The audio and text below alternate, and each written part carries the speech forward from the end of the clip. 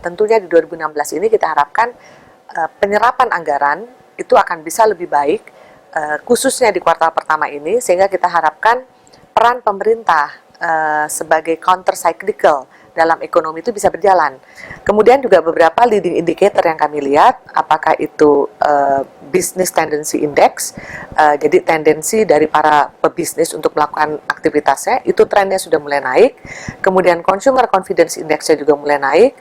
Kemudian kita lihat penjualan mobil dan motor itu juga trennya naik. Jadi ini saya pribadi sangat confidence bahwa 2016 ini ekonomi kita akan mulai baik, dan tentunya peran pemerintah sebagai agent of development ini akan sangat menentukan di 2016 ini.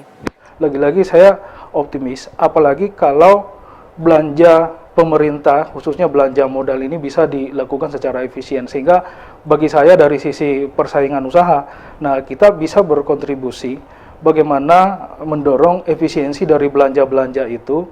Ya, jadi salah satu perkembangan yang terakhir di triwulan ketiga adalah mulai stabilnya nilai rupiah pada kisaran 13.600, 13.900, dan itulah yang mendorong kembali orang untuk melakukan pengeluaran, ya, sehingga konsumsi beranjak pulih, ya.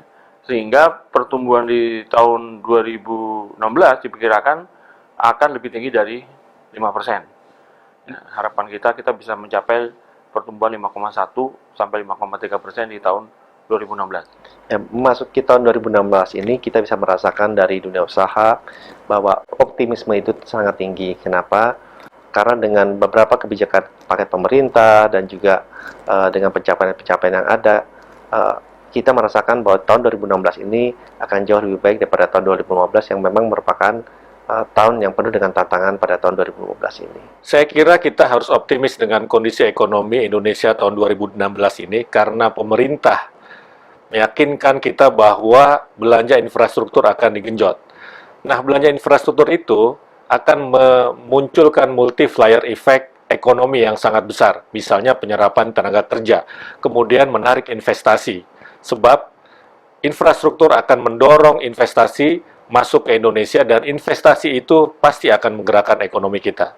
Bersamaan dengan tantangan yang dihadapi di tahun 2015, pemerintah bersama dengan institusi di sektor jasa keuangan yang terkait juga sudah berkolaborasi untuk mengeluarkan paket-paket kebijakan, dan bersinergi dengan paket tersebut, maka Otoritas Jasa Keuangan sebagai pengawas dan pengatur sektor jasa keuangan juga sudah menyambut baik program tersebut. Saya sangat optimis di tahun 2016 ini, sesuai dengan paket-paket yang ada, maka perekonomian kita di tahun 2016 akan bisa lebih baik, dan kemudian akan memberikan dampak dan manfaat yang sangat besar bagi masyarakat kita.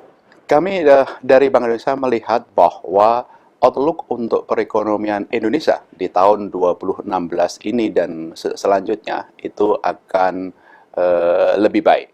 Stabilitas makroekonomi dan sistem keuangan akan tetap terjaga dengan pertumbuhan ekonomi yang lebih tinggi. Dari sisi Bank Indonesia, pelonggaran moneter yang kita lakukan terakhir dengan penurunan suku bunga BI rate 25 basis point itu juga akan mendukung optimisme dan pertumbuhan ekonomi.